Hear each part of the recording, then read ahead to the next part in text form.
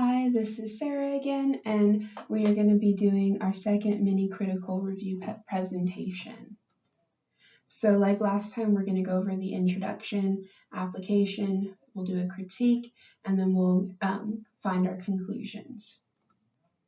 Introduction. So the first theory that we're going to be looking at is the transferring of knowledge. So transferring of knowledge uses previous knowledge in new problem-solving situations. So it's making those connections through our learning and allows us to really remember what we learn. So when there's more similarities between the pieces of knowledge that we're gathering, then the transfer is a lot easier. So this is similar to Skinner's idea of a stimulus responding to another stimulus. So for example, I'm learning about jazz music. Well, I'm going to make connections in my brain about jazz music to any other topic that I have, so that what the new thing I'm learning about jazz music stays in my brain a lot better. And a lot of the transferring of knowledge and thinking of another thing to connect your new knowledge to, a lot of that happens when we're not really paying attention and it will just come to us. So kind of a question to further think about the transferring of knowledge is, how do our past experiences affect how we absorb new knowledge?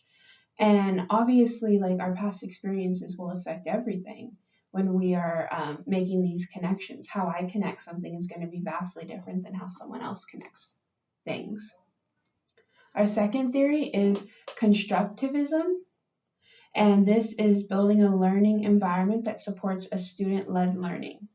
It lets learners build knowledge through experiencing and integrating that knowledge, and which also kind of lets them have that transferring of knowledge to be a lot more seamless for them. So if we think of a lot of the career-driven education classes in schools now, they really kind of follow the constructivism theory, because a lot of it is student-led. It's a lot where students get to kind of have hands-on learning, and they get to learn so much about the career that they get to choose from.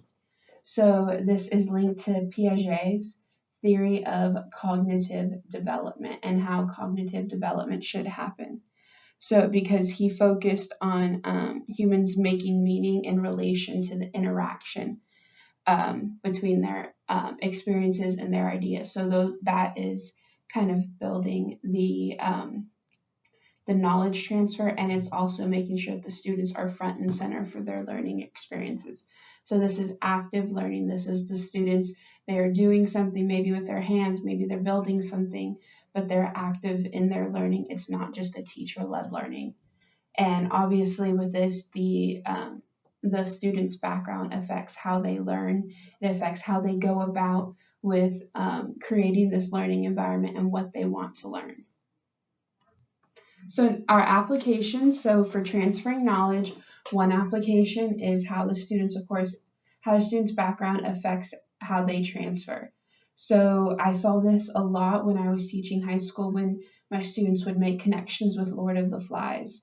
While we were reading Lord of the Flies, some of them would make different connections from the different cultural backgrounds that they had. So some of my Hispanic students saw Lord of the Flies vastly different than some of my Central Asian students who also were reading it. Another application is when my boyfriend and I, when we discuss each other's academic specialties. So my boyfriend is a geologist, and he's very science and math oriented focused, and my academic specialty is in education and in English.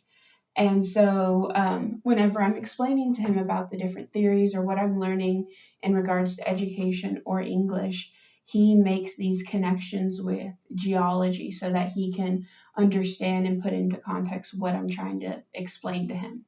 And the same thing happens when he's explaining geology. For example, he just had his he just finished his qualifying exam a couple of months ago.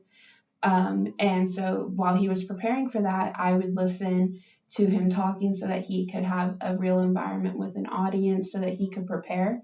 And so when he was explaining the different theories and the different aspects of his project, I was making connections within like the education and English sphere for myself. For constructivism, we actually have quite a few applications of this. So in my high school English classroom, I focused on having a student-driven learning.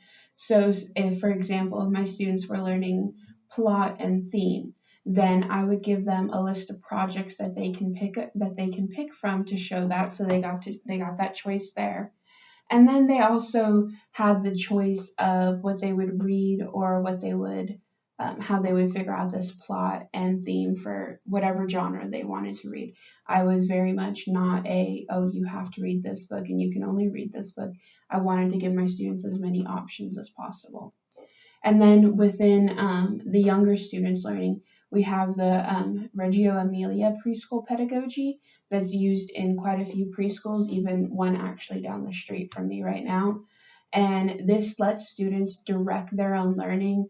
They want them to use their senses, they want them to build relationships, and they want them to express themselves. So all of this falls under the constructivism learning pedagogy. Also, Montessori education focuses on constructivism as well, because students will have the freedom and students can choose how and what they learn at that age. Because especially with younger kids, it's very important that we build that love for learning young, and using a constructivism approach to that really allows our students and our learners to really understand what they like to learn about, what they're not so interested in, so that they can have a positive learning experience and not just feel like you only have to learn what the teacher tells you to learn. So it creates a more negative learning experience once they reach high school. Now, my critique of the following, so we have transferring of knowledge. So the positives, obviously, is that it allows educators to learn how to keep retention of information. So utilizing this theory as a teacher, it allowed me to make sure that I had different things my students could connect what we were learning to. So I would use a pop culture reference. I would use a TikTok reference. I would use maybe some kind of movie reference or a historical reference that they would know of, so that they could connect the new learning with that older learning that they had, and it could really stick what I'm trying to teach them. It also allows us to have obvious insight into the brain and how things function into our brain. So it is really important that we keep in mind how we transfer knowledge. So some of the negative that I saw was that I feel like it needs a lot more research on how backgrounds affect students. I think we know that backgrounds affect students, but I don't think we really know how they affect students. And just to have a general idea of what different backgrounds can potentially do to students and their learning. So I would really love a lot more research in that aspect. But overall, transferring knowledge is a very good theory to keep in mind when you are building lessons and you're building learning for your learners. For constructivism, the positives are that it focuses on a student-led learning environment. I know that it's becoming a very popular thing to do in classrooms now, but it's always been something very important to have our students do. When you get to lead your own learning, then you build more of investment into that learning. If you're just learning because someone told you to, you may not feel invested as much as you feel invested when you get to choose what you learn. And it allows students to develop their interests. So lots of students, they don't realize they like something until they try it out. For example, I didn't really like reading until I actually found a book I liked, which was Twilight, which I read in 6th grade. But before then, I hated reading. And I still hated reading in high school when I was told, oh, you have to read this book for English class. I liked it more when I could pick a topic that I really liked, and then I would devour that book and I would be really excited.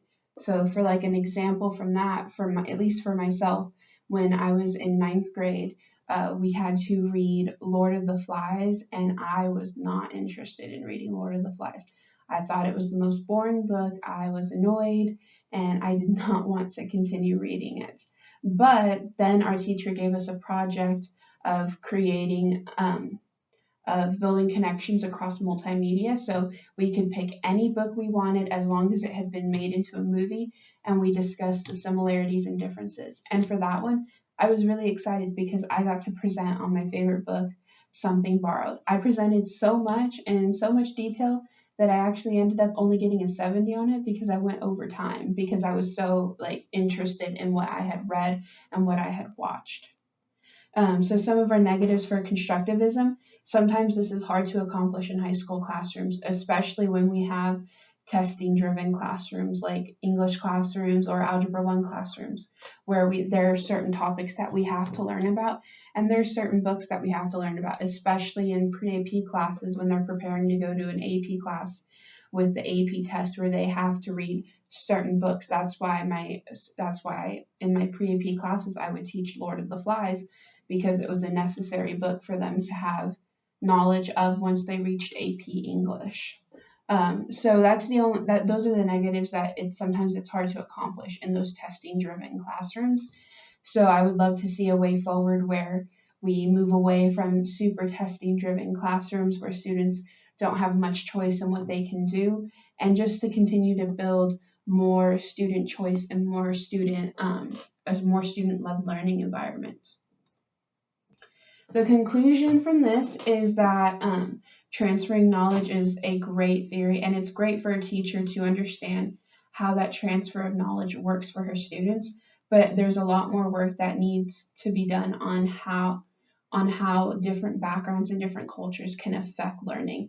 Because obviously, I have my background. I grew up in a small town to a middle class family, so I have my background and I know how my learning was effective, but I may not have the same, I may not understand how someone who's an immigrant or someone who comes from a very bad family home, how their previous experiences can affect their learning. So I think that more research in how potentially their learning can be affected and how they can make these connections and what kind of connections that they make, whether they be positive or negative. So I think a lot more research could happen in that.